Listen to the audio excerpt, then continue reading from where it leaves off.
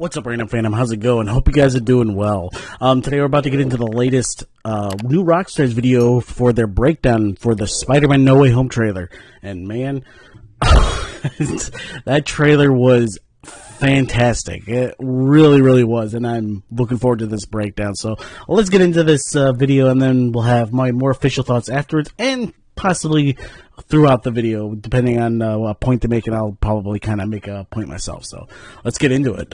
Welcome back to New Rockstars. I'm Eric Voss, and this is a breakdown of the long-awaited trailer for Spider-Man No Way Home, a film now confirmed to blow open the live-action Spider-Verse with past franchise villains we've never thought we'd see in the MCU. Well, some of us thought we would. And it's all thanks to Doctor Strange being the cool dad to a team with cold feet. Cool because Wong left the Sanctum Freezer open to get some hunka burn fudge. And yeah, this trailer dropped on August 23rd, which is insanely the date Wanda Maximoff and Vision had. I've been seeing those theories. Coincidence? Not here at New Rockstars, where our prayers to Mephisto are inevitably answered. Okay, I'm gonna say one thing about that. Like, I just think it's just purely, you know, coincidence or whatever. Because it's like, you think about all the delays and all that kind of stuff, and how like it got moved around and all that kind of stuff with the pandemic and all that kind of stuff. So that's just me, though. I could be wrong. I could be right. I have no idea. It's just my opinion. That's what I'm theorizing. So much to break down. How these alt-universe villains got here, how this fits in with the other multiversal MCU titles we've been talking about, what other Spider-Verse cameos could be happening now. So let's break this down, frame by frame, for every detail you might have missed. Okay, the trailer opens with the three first notes of the 60s animated Spider-Man theme. Spider-Man.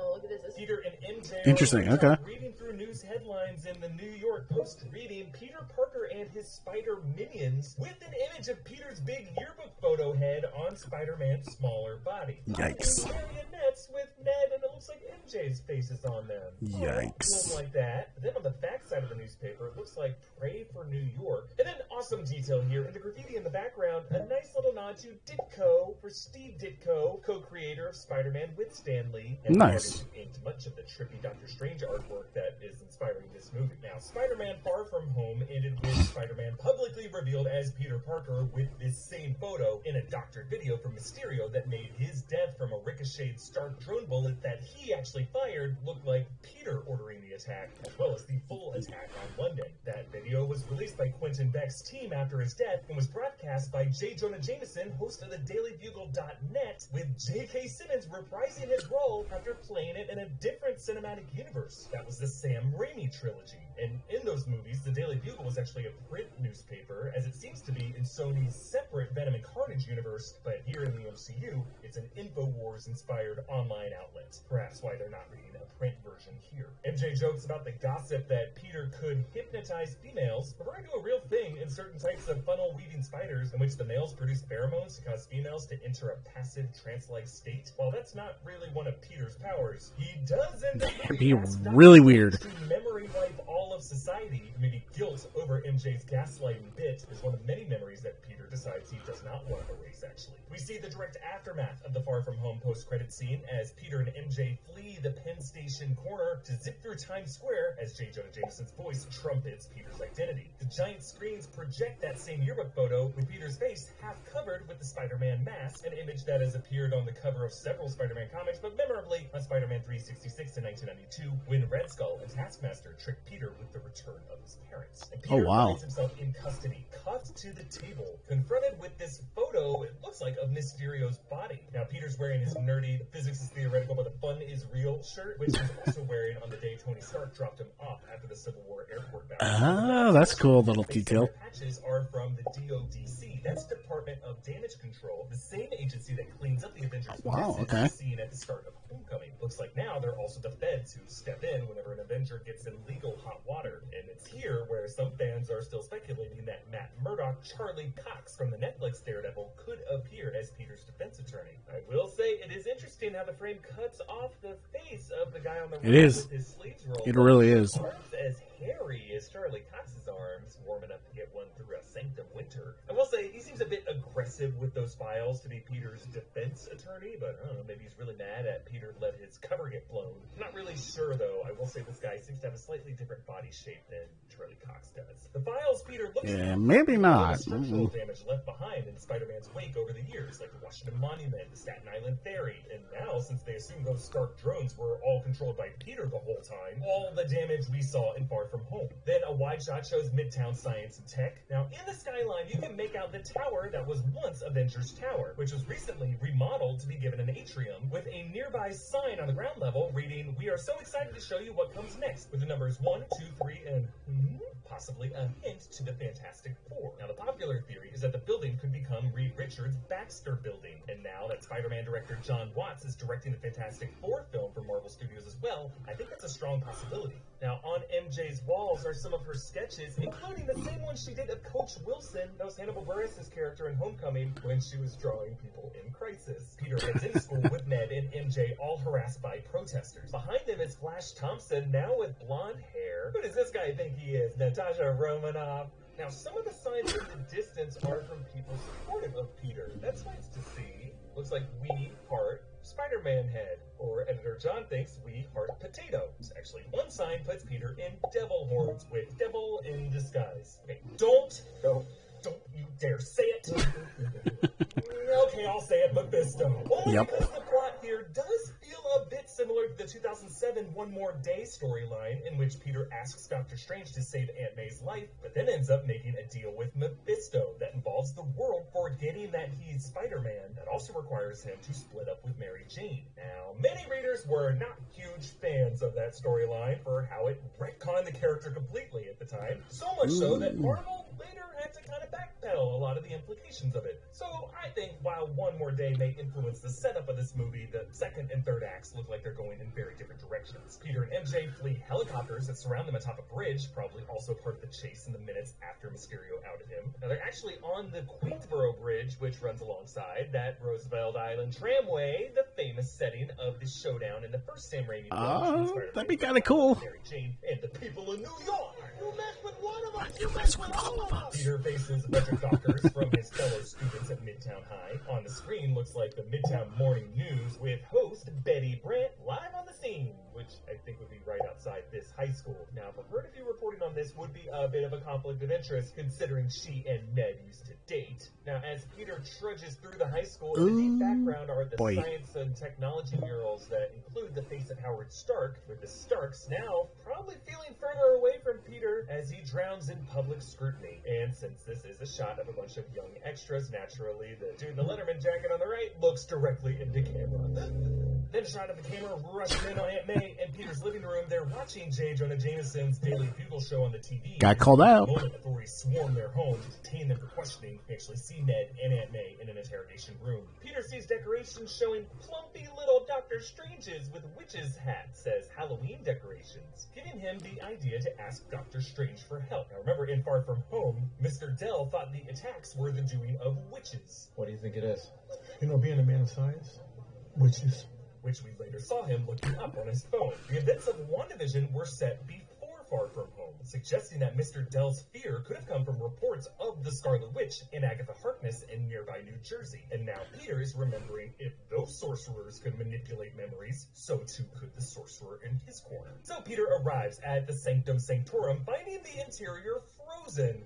Interesting. And if you look at the top of the stairs there, Doctor Strange is floating. So cool. Now this is the first time we have seen the Sanctum interior since the opening act of Avengers Infinity War, when Hulk, transitioning back into Banner, blasted a hole in the roof with the Bifrost from Heimdall. Maybe that hole was left open to let in a recent blizzard? But I don't know. The stairs have been repaired with a fresh layer of frost on top of them, but also one room in the Sanctum contains doors to other geographic zones, including one with a cold climate of heavy snowfall. Maybe one of those doors was left open. But the ice could be some form of magic gone awry, or a reflection of the Sanctum's mystical health. But it is worth noting that in addition to Doctor Strange dusting upon the snap, the official screenplay for Avengers Endgame confirmed Wong also dusted. So between May 2018 and October 2023, this place was abandoned. Strange's cloak of levitation clings to his shoulders over a heavy winter jacket, and underneath that, a hoodie for Columbia University. That's Doctor Strange's alma mater. And Doctor Strange has a mug showing a fox reading O for Fox.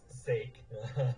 Also, it is for Fox's sake that this bug now has a wider multiverse of X-Men and Fantastic Four to cross over into. Can we get on that, please? Finish out where Peter pulls off a mask while wearing a new black suit. Now, designs for this integrated suit leaked via merch earlier this year. It has gold lining, described as having mystic spiderweb effects, meaning this was designed for Peter by Doctor Strange. Maybe one that allows him to toggle among past incarnations of the suit and or use sorcerer magic to track and capture entities from alternate universes. Interesting. Whipping web strings made of magic. Now, Flip. the facility is a homeless shelter, and you can see a poster reading Beast on the far right there. The homeless outreach organization that Peter works at in the comics and played a big role in the PS4 game. Actually, the location of the witch decorations Peter was in earlier also could have been part of Beast. A leaked set photo that went around recently revealed a Feast truck parked outside the sanctum. Maybe Peter volunteers at Feast as community service after getting into trouble. So Peter asks Strange to make it so that Mysterio never revealed his identity. And Strange is like, sure, okay, despite a stern warning from Wong. Why does Strange go along with this? Like, Strange must know how dangerous this spell is or how petty Peter's wishes are. Maybe Peter's legal troubles are becoming a security threat that Strange is concerned about. Or Strange is egotistical enough to assume that he can address Peter's wishes with the precision of a surgeon's scalpel.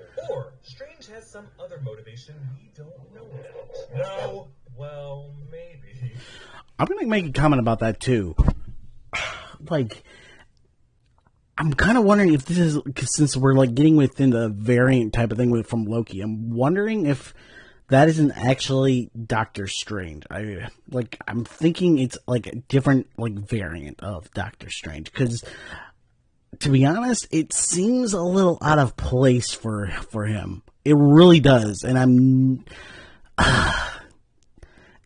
it's just kind of weird. Like, it really doesn't fit him, but I know I'm not the only one who's been like pointing that out and whatever, complaining about it, because it really seems out of place for him. So it's like, I don't know. We'll have to see.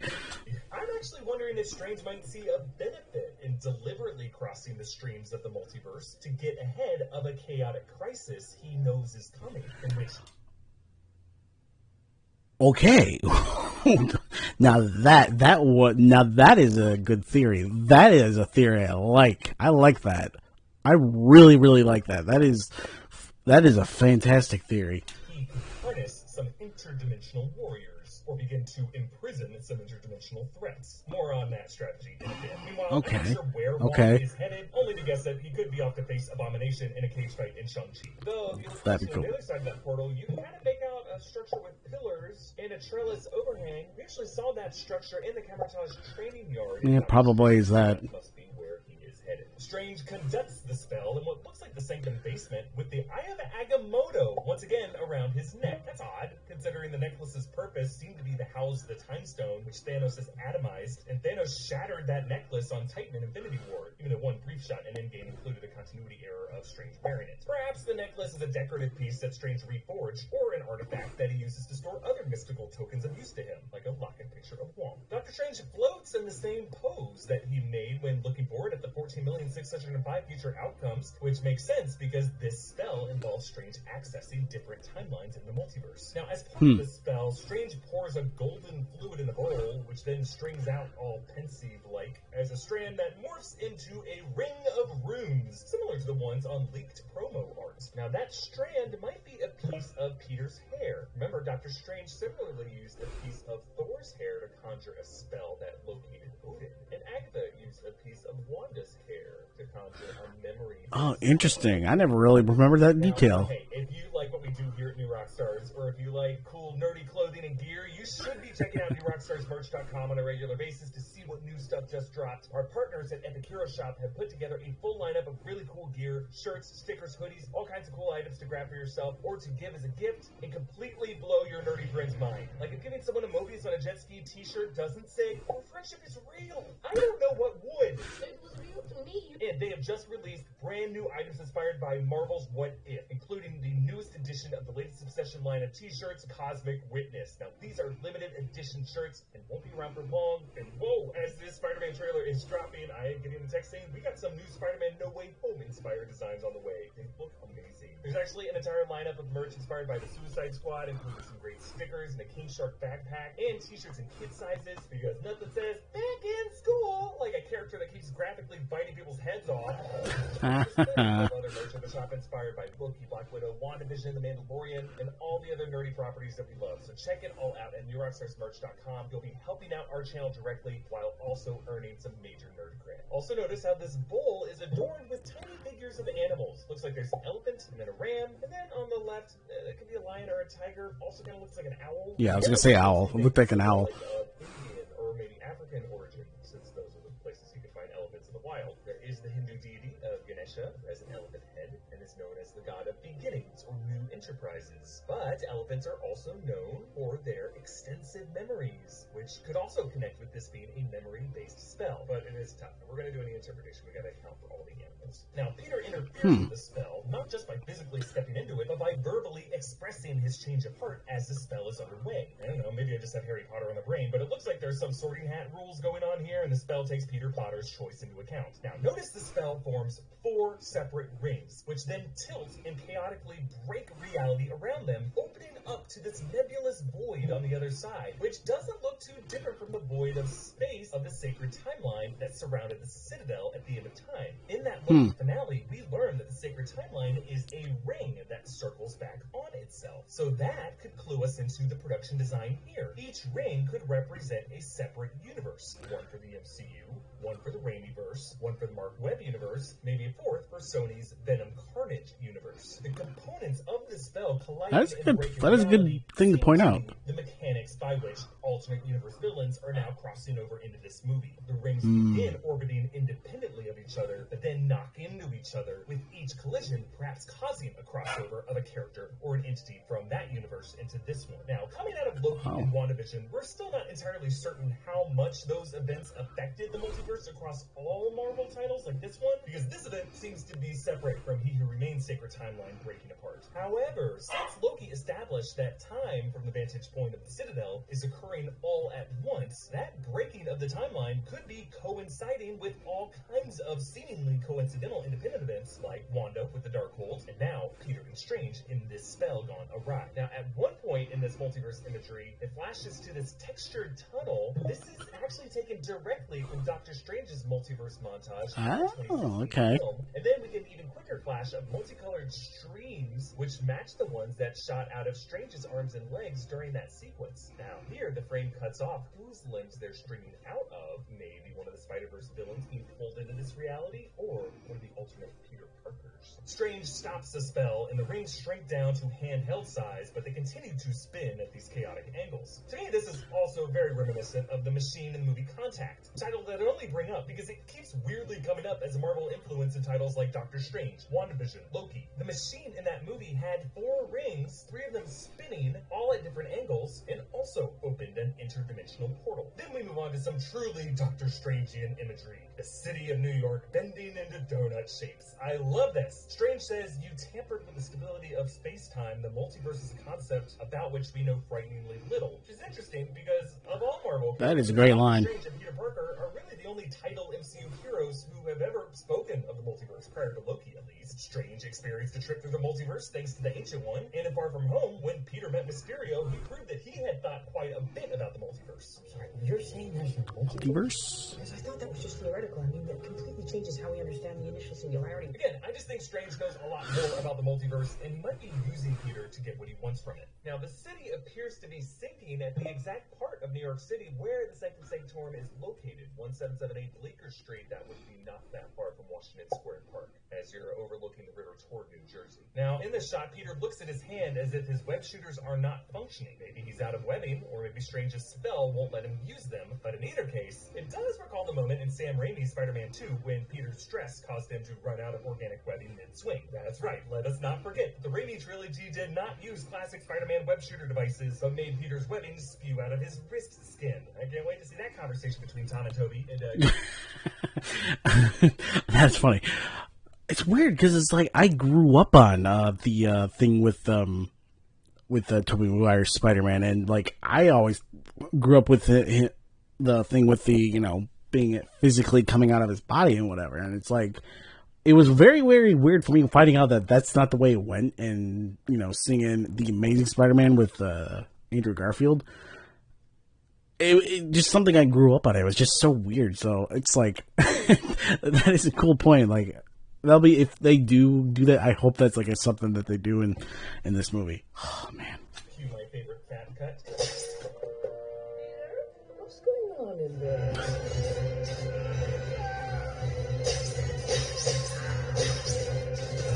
Next, this shot of a dust cloud swirling among some news vans, including a Daily Bugle van. Then a bolt of lightning strikes through it. We might be seeing two Spider-Verse villains here, Electro and Sandman. Jamie Foxx, who played Electro in the Mark Webb, Andrew Garfield, Amazing Spider-Man 2 in 2014, was the first past villain confirmed for this movie. Until now, Thomas Hayden Church Sandman from Raimi's Spider-Man 3 in 2007 has only been rumored. Then Strange faces Spider-Man on this speeding train through what looks like the freaking Grand Canyon. Aside from the mountainous setting, it does evoke Tobey Maguire's Spider-Man famous duel with Doc Ock in the 2004 film. Strange duplicates the train car into 8 of them, similar to his Images of Icon spell that he used against Thanos in Infinity War. The train track also splits into duplicates, a fitting metaphor for the way the Marvel timeline is branching off into alternate courses when Nexus events rupture the sacred timeline. During this, Strange blames Peter for trying to live 2 different lives as what caused this spell to misfire. In addition to the One More Day storyline, this also reminds us, again, of the 2004 film, when Peter gave up his second life and paid a price for it. If you think about it, in the MCU, Peter's really the only prominent superhero who's trying to hold on to his anonymity when everyone else just kind of lives very public lives. And again, I think it's super odd that Strange is antagonizing Peter here when Strange was the one who agreed to do the spell in the first place. Strange pushes Peter's astral projected soul from his Spider-Man body, similar to how the Ancient One pushed Bruce Banner's astral self from his Hulk body. Now, as Strange does this, the surrounding world freezes, which they cleverly show with a ton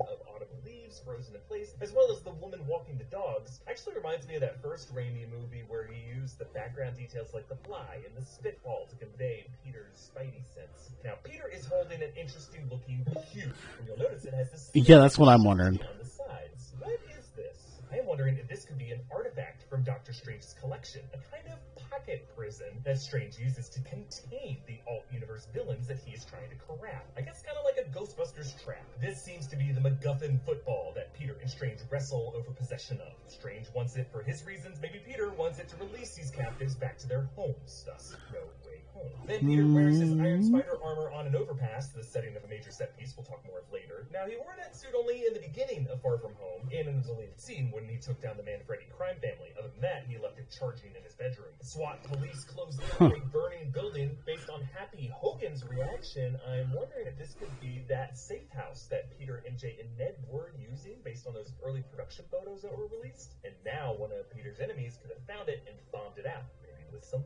pumpkin bombs. Then a very quick shot that I think explains a lot of what is going on. Peter is in a dark, murky place, and then suddenly the lizard jumps out at him, hitting a transparent barrier.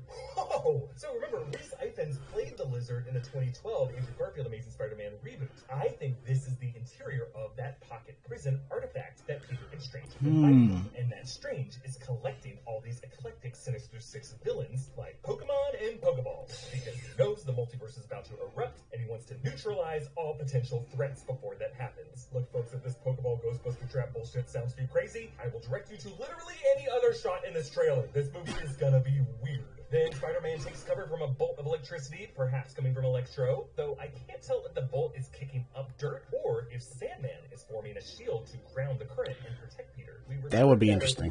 Where this woman in her car is just staring at Peter, unblinking, we might be seeing time slow down again, and Peter's spidey senses tingling as he senses the threat. Then the money shot of this trailer, a Green Goblin blinking grenade is tossed up from the collapsed edge of the overpass, and we hear the iconic laugh of Willem Dafoe as Norman Osborn. This was the rumored appearance I was most excited about. After this guy died in the first film in 2002, Dafoe's Osborn continued to haunt the trilogy through the mirror of his son Harry, and he stole every scene he was in. Now, if we go by Alfred Molina's quote, Dafoe Osborn might have been brought into this reality from the moment of his death. My favorite death from the Raimi trilogy. Godspeed, Spider-Man. Oh. Don't tell Harry. Okay, looking at it, I haven't watched the first Spider-Man in such a long time.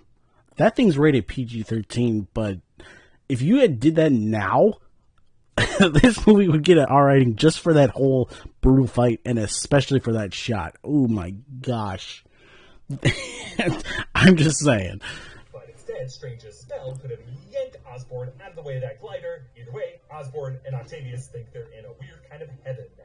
However, we also hear Green Goblin's glider in the cloud of dust from which Doc Ock's mechanical arms claw at us.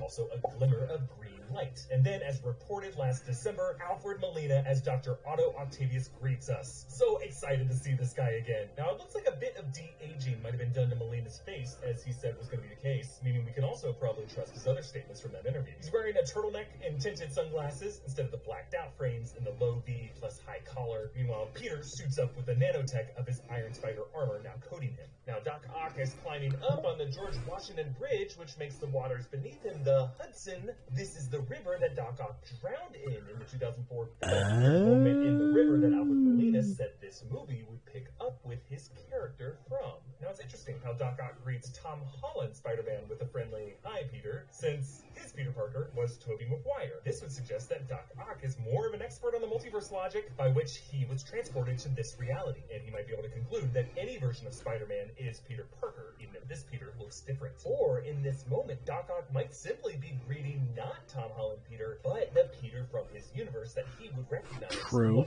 Tobey Maguire. Or that Doc Ock and the others being brought here was a result of Peter's individual wish, and that his version of Octavius has more of a connection with this Peter. That's really why I don't think Peter's relationship with these villains is going to be so necessarily antagonistic. He might be trying to help them go home, restoring the multiverse into separate universes and deciding he can live one life, a life with the consequences of his actions. Now, what about all those other cameos that have been speculated? The alternate Peter Parkers from those realities, Tobey Maguire, Andrew Garfield, or Charlie Cox as Matt Murdock. Again, there have been numerous unconfirmed reports. Tom Holland and Andrew Garfield both denied it. Many fans did not believe them. But I will say, it certainly seems more possible now. If the villains from these universes can get transported into the MCU, why not the heroes? Now, I would be surprised if Sony revealed those in a trailer, and while I would love to see a quick cameo of Tobey or Andrew through a portal or something, I'm also totally okay with this being Tom Holland's movie, and the mere prospect of Alfred Molina and Willem Dafoe showing up has me thrilled beyond imagination. I am thrilled too. I am thrilled too, but I'd be so mad if they didn't show up. Any day now, my friends. Between now and December, New Rockstars is going to be speculating like crazy about this film, and we got a lot more videos coming your way. And you can follow New Rockstars by checking out our merch options at newrockstarsmerch.com. Follow me on Instagram and Twitter at EAVoss. Follow and subscribe to New Rockstars. Thanks for watching. Bye. Man. Yeah, going back on that last point, like, I'd be so frustrated and so mad if they didn't show up. I mean, I get it, and it's like, it's kind of a hard thing, and yeah, they've denied it and whatever, but, oh man, I'd be so disappointed. But this is going to be a great movie anyways. It's got those villains coming back and whatever, which is really, really cool. Maybe it's kind of a setup for what's to come later. I don't know, but we shall see. We shall see. Anyways, guys, that was my reaction and thoughts to, you know, the breakdown of Spider-Man No Way Home from New Rockstars. And if you made it to the end of the video, let me know what you thought in the comments down below. If you are new here, you can go ahead and check out my channel for other reactions like this, trailer reactions, top 10s, and a bunch more film-related content. If you're a returning subscriber, I really appreciate you. If you are a new subscriber, please don't forget to click the bell to get notified of future videos. I have a Patreon if you would like to support me over there. I give early access to videos and all that kind of stuff. I have a Twitter where you can follow me. I give updates to the vids, and I talk about my favorite movie news and all that kind of stuff. I have a Discord as well where you can woo, kind of hyped about this. You can interact with me and a bunch of other people, so I just want to say one last time, I appreciate you all. Stay random.